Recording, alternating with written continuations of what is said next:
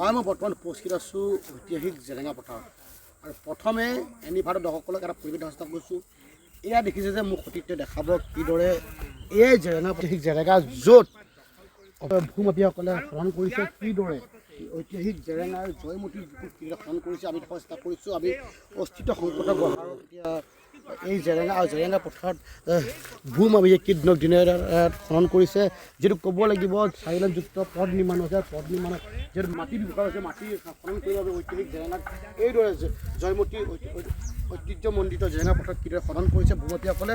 আৰু আমি যি পৰিৱেশ আমি দেখাব চেষ্টা কৰিছোঁ, মোৰ সতীৰ্থ দেখাব কিদৰে এই দিনক দিনে কি হৈছে অস্তিত্ব সংকটত পৰিছে এতিয়া ঐতিহাসিক জেৰেঙা পথাৰ আৰু জেৰেঙা পথাৰত ভূমাফিয়াসকলে অবৈধভাৱে খনন কৰি আছে। আৰু এইখিনি যি খনন সেইখিনি কোনো চকুত পৰা নাই।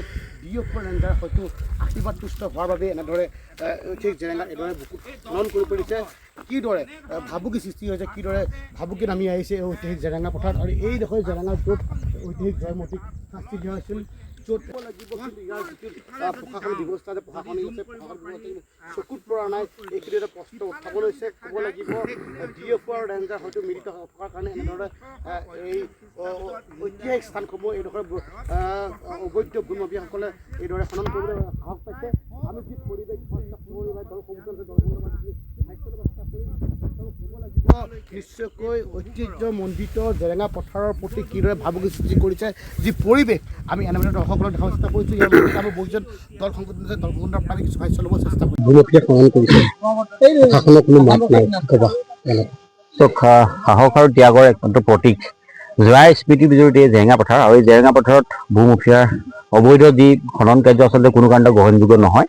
আৰু এই খনন কাৰ্য নাতি দূৰতে থকা আমাৰ যি বিভাগীয় কৰ্তৃপক্ষ আছে আৰু জিলা প্ৰশাসন আছে, সম্পূৰ্ণ তেওঁলোকৰ চকুমুদা কুলি ভাৰত আছে।